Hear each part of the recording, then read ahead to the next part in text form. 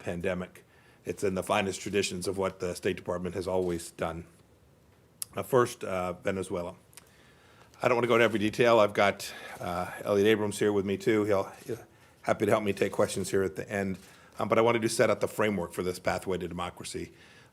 Broadly speaking, it would put the elected members of the National Assembly representing both sides, would create an acceptable Council of State to serve as the transitional government until presidential and National Assembly elections could be held, we hope within 6 to 12 months. The president of the transitional government would not be able to run for president in those elections. Both Nicolas Maduro and Juan Guaido would accept the Council of State as the sole executive during this transitional period. If the conditions of the framework are met, including the departure of foreign security forces and elections deemed free and fair by international observers, then all remaining U.S. sanctions would be lifted. We've got the full text. You can see the agreement on our website. We hope that every Venezuelan will consider this framework carefully, thoughtfully, and seriously. We think it presents an opportunity for the Venezuelan people. Now turning to the State Department's truly heroic efforts to repatriate Americans. It was Super Bowl Sunday, February 2nd, when we all still had live sports on TV.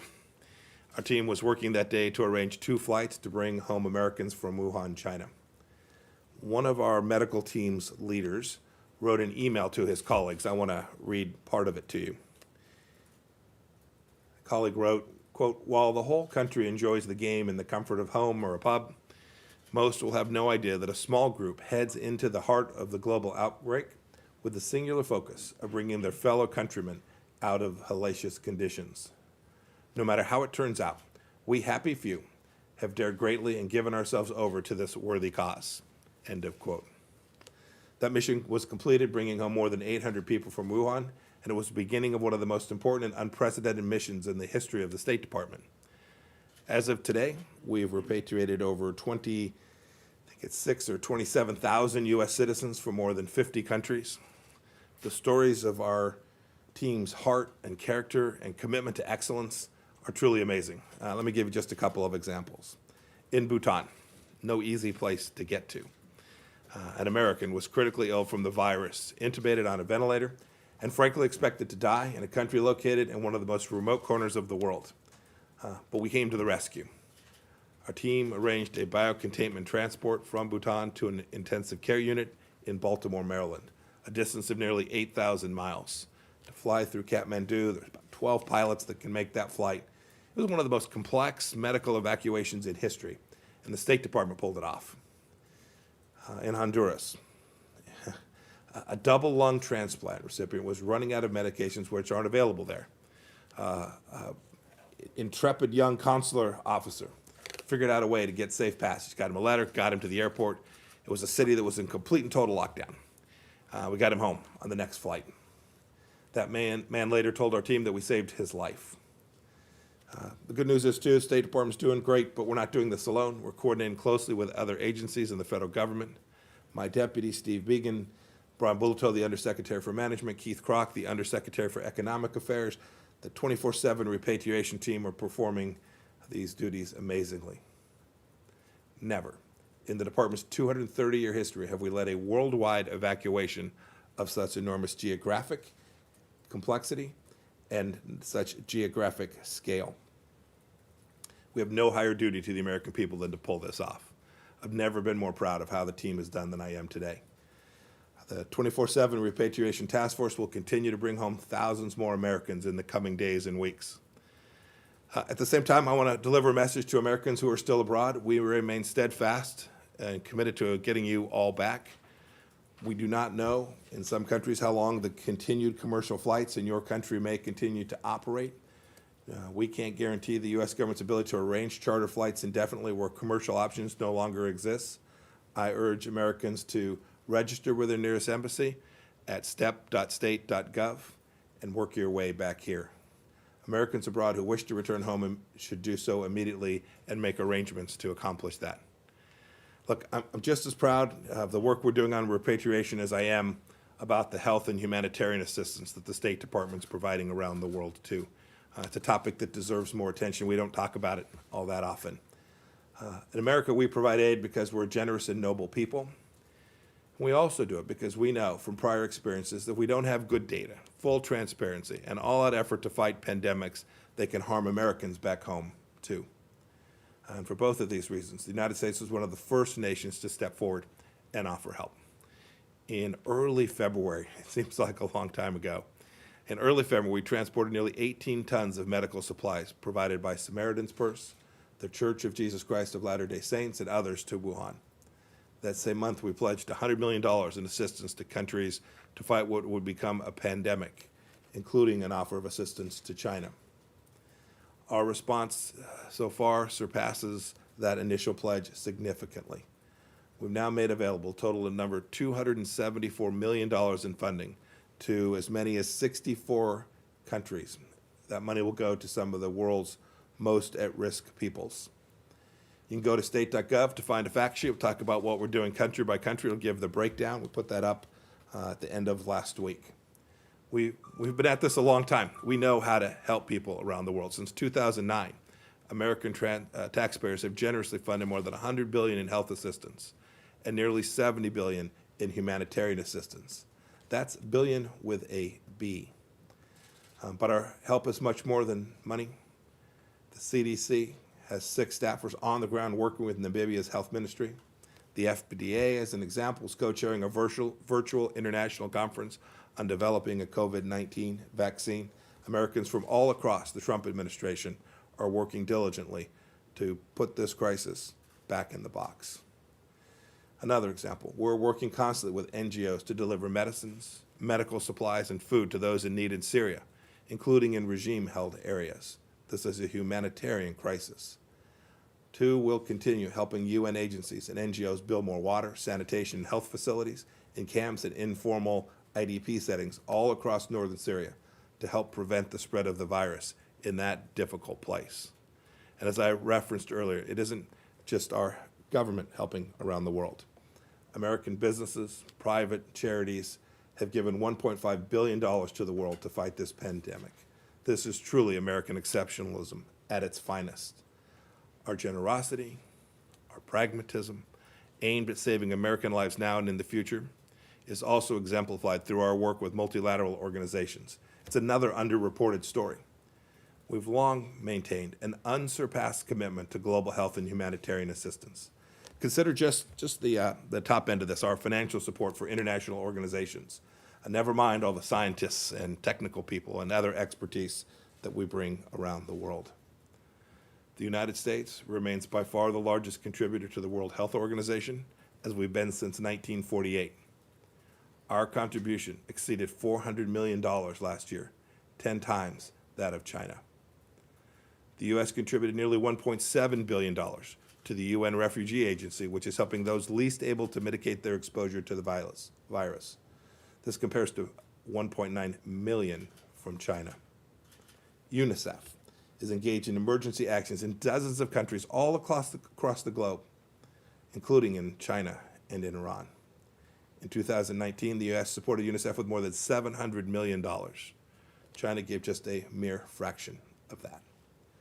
The World Food Program, headed by America's own David Beasley, has sent more than 85 shipments of food and personal protection equipment to 74 countries to help them battle the virus.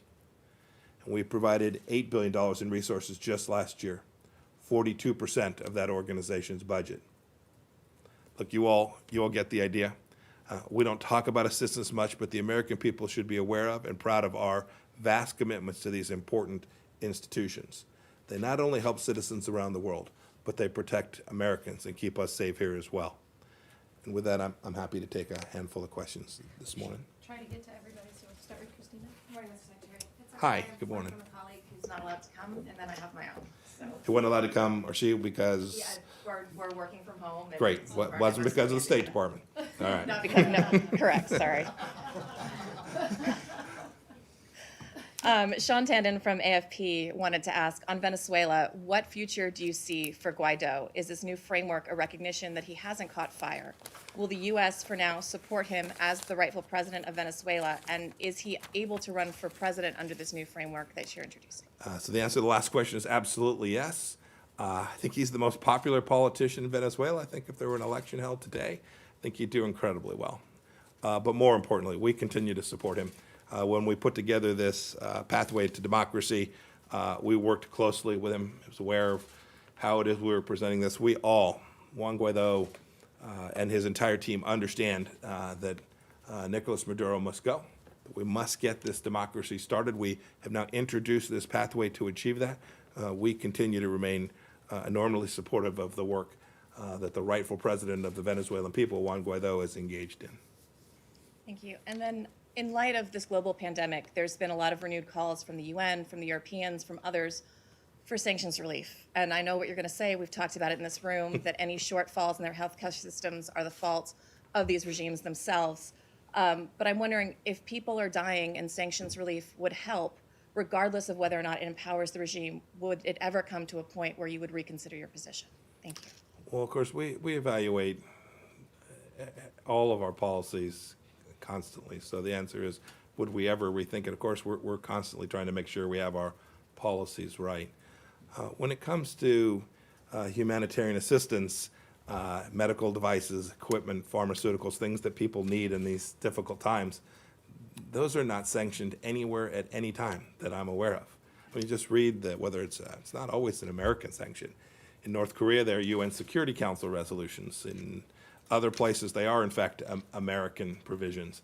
But in each of those, if you read them, it's quite on its face that these items aren't sanctioned. There's no prohibition on moving humanitarian assistance into these difficult and challenging places. You rightfully point out some of these countries continue to build bombs and missiles and nuclear capability, all the while their people are starving.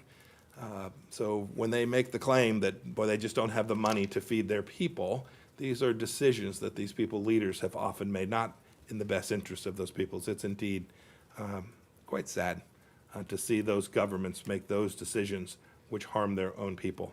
The last thing I'll say is, not only do we not sanction any of those, nor does any global entity sanction humanitarian assistance. The United States has worked in every one of those places to provide assistance. We've worked to try and get assistance into North Korea.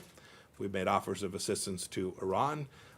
You'll recall when we first began, we've worked diligently in Venezuela to get humanitarian assistance to the Venezuelan people as well.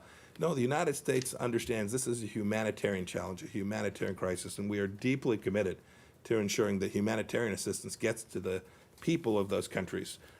We care more often about the people in those countries than their own leaders do. That's sad. That's a reflection of those regimes too often. It's the reason, in fact, that we're working to help those people raise up in their country so that they can get a better outcome for themselves as well. Michelle? Yeah, thank you. Thank you, Mr. Yes, sir. Secretary. I have 3 questions. All right. The attacks. You're testing my patience now. I know that you are. Patient. No worries. The attacks on the military bases on Iraq have escalated lately. Will the U.S. Have any reaction soon? Second, what's your reaction to the Houthis' attack, missile attack on Saudi Arabia, and how the U.S. is confronting the disinformation war against the U.S. during this war against COVID-19? Yeah, so let me try and take each of those 3.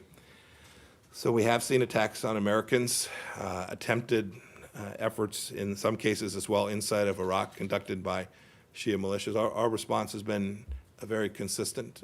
2 things. One, we will always respond to protect and defend Americans, whether it's our diplomats in our embassies and consulates inside of Iraq, or Department of Defense people who are serving there, or civilians who are contractors. We'll always do everything we can to defend and protect them. We will respond if they are threatened. We've also made clear that in Iraq in particular, we know that those Shia militias who have attacked Americans are trained, equipped, underwritten by the regime of the Islamic Republic of Iran, and it's been President Trump's policy consistently that says that we will respond against all of those who facilitated, trained, equipped, and enabled those attacks on America. That holds as true today as it did 2 weeks, 4 weeks, or back in the beginning of January when we took a strike against Qasem Soleimani. The second question is about the missiles that were fired from Yemen by the Iranian-backed Houthis. The good news is, it looks like the damage that was done by those was very minor. But nonetheless, there'd been a lot of work to reduce conflict, to take down the levels of violence that were there, and we'd had some success. The Saudis had been leading that effort, and it broke down that day.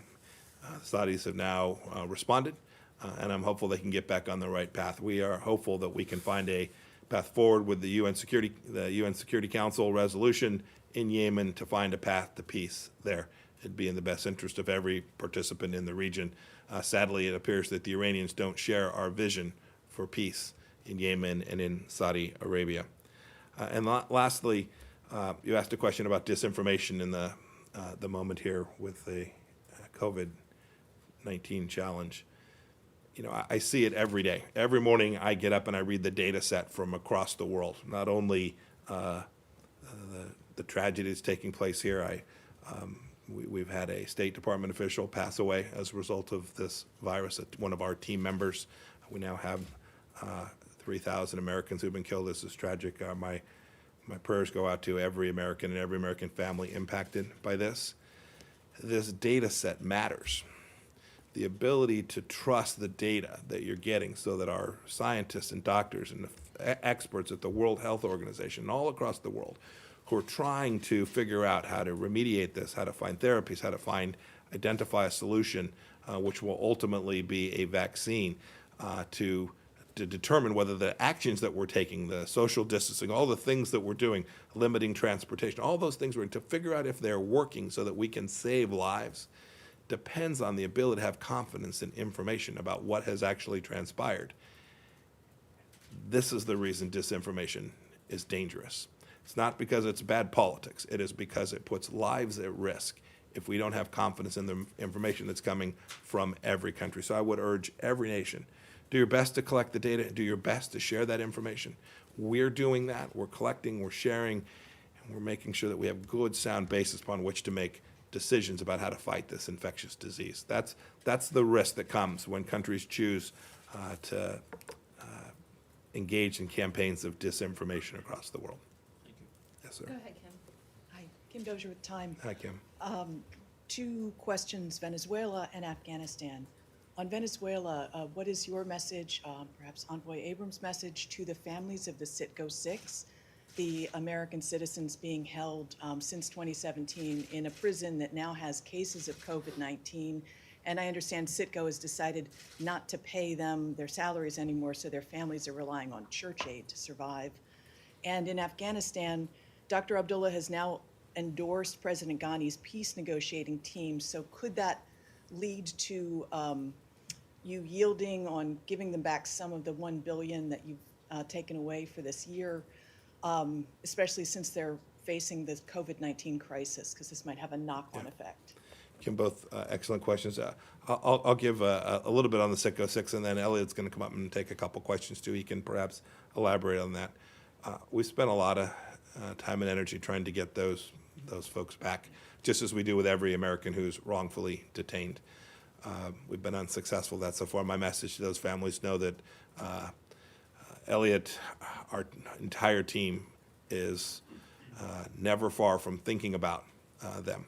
With respect to the issues in the prison, we've seen that too. We've made clear to the Venezuelans that that creates increased risk.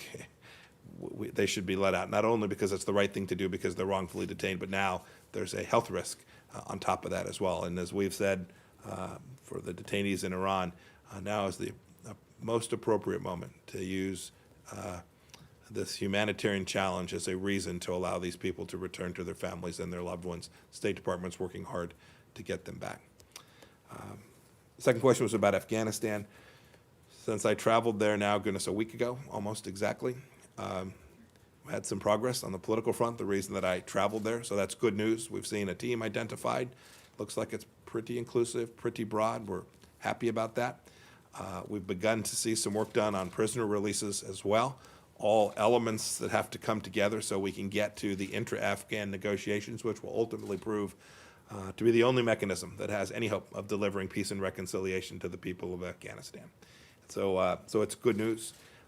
We will constantly reevaluate our posture with respect to Afghanistan. Not only the security assistance and humanitarian aid and assistance we provide to them in addition to the decision we made last week on the $1 billion, we also announced that we were providing assistance to them to combat COVID. I think the number was 15 million. I'll get you the actual data, but we're going to do everything we can to help Afghanistan battle the coronavirus issue as well. So we'll relook it. We'll constantly evaluate it. We want to see progress on every element. It's worth noting, too, it's been overlooked. I stopped and met with the Taliban on my way out of Afghanistan. I met them in Doha. They need to reduce violence as well. They have made real commitments about the level of violence, the nature of what will take place, what they will do as we proceed towards the path where intra-Afghan negotiations begin. We have every expectation that the Taliban will hold up their end of the agreements that were put in place, goodness now, coming up on, 2 months ago, I guess, back at the end of January. Yes. Rich, Kylie, can we make it quick? Go ahead. Sure. Thanks, Mr. Secretary. With oil prices as low as they've gone over the past month, do you see this as an opportunity to ratchet up sanctions more so than perhaps the administration otherwise would have done in Venezuela? And with the Maduro regime seemingly not receptive to previous proposals, why would you think that this proposal might be accepted? And also, on understanding that there are sensitivities surrounding it, if you could give any more information about the State Department official who passed away because of COVID. If I could, with respect to that last point, let me get the team to give you all that we're able to release at this point. I'll make sure we do our best to get the information as it's appropriate to release about all of that, all of the full status. We've had other members of the team come down with COVID-19 as well. I think we're now up to 4 or 5 dozen people who have tested positively inside the state. Well, this includes our locally employed staff, the full State Department team, and we're happy to provide that data to you as well. I think your first question was about Venezuela sanctions. The answer is no. We don't see this as an opportunity. The policy that's been laid out that the State Department and the United States government are executing with respect to how to deliver democracy to the Venezuelan people hasn't changed. Oil prices will go up, they'll go down. Our mission set remains unchanged, to deliver an opportunity for democracy. You saw, was it last week, Nicolas Maduro was indicted by the United States Department of Justice. I hope, as we now laid out this clear pathway to peace, that the Venezuelan people will demand that every leader inside of Venezuela, not just Maduro and his team, but every leader inside of Venezuela will look at this seriously and say that is a path which we can see our way forward, which will deliver this hope for democracy in Venezuela. That's the mission set that we had when we laid out this charting this new pathway. Did I get it? Did I get both your questions? The final question was, Nicolas Maduro has rejected proposals in the past. Is there something about this proposal that you think he might be attractive to him? We hope you'll take it seriously and consider it, just as we have. We've made clear all along that Nicolas Maduro will never again govern Venezuela, and that hasn't changed. Kylie. Hi. Yes, ma'am. I want to go back to what you just said about data sets mattering. And yesterday you spoke about the necessity to have numbers from China and Italy and Iran on coronavirus. But the numbers coming out of China right now indicate that the new cases of coronavirus are going down. So does the Trump administration believe that those are accurate new numbers, or are those manipulated disinformation numbers? And then I have a quick question on the sanctions front. Go ahead, as well. give me the second one. I'll try and take them both. Go ahead. The second one is, Christina asked you about sanctions relief, but is there any point at which this pandemic could grow worldwide that the U.S. would consider sanctions relief, or is it just a no-go right now? I think I answered that question. We reevaluate all of our policy, including our sanctions policy, constantly. If we conclude that it's in the best interest of American people to alter any of those policies, we'll certainly do that. I have to reiterate, the goods that are needed for each of these countries to resolve the coronavirus problem in their nations are not sanctioned. They were not sanctioned, they are not sanctioned, and they will not be sanctioned. Indeed, the United States has gone beyond that. It's not just that they're not sanctioned. It's not simply that they're prohibited. The United States, the American people, are working diligently in each of these countries that you're thinking of as sanctioned nations to try and assist getting humanitarian assistance into those countries, not only from the United States, but to help other countries deliver that humanitarian assistance to the people of those nations. This policy is deeply consistent with the finest traditions of the United States of America. Your first question was, remind me? So the data sets. The data sets. The data set You know, coming out of- I'll leave that to the medical professionals who are evaluating the data that's coming in from these countries. It's not in the first instance a State Department issue. So I'll leave that to HHS and CDC and the others who are trying to put these data sets together to make evaluations. So that's a question probably more properly lodged with them. Great. Thank you all very much. Have a good day. Thank you. Do you guys want, does anyone have questions for Elliot? Yeah. Okay. Good. Thanks, everybody. Have a good day.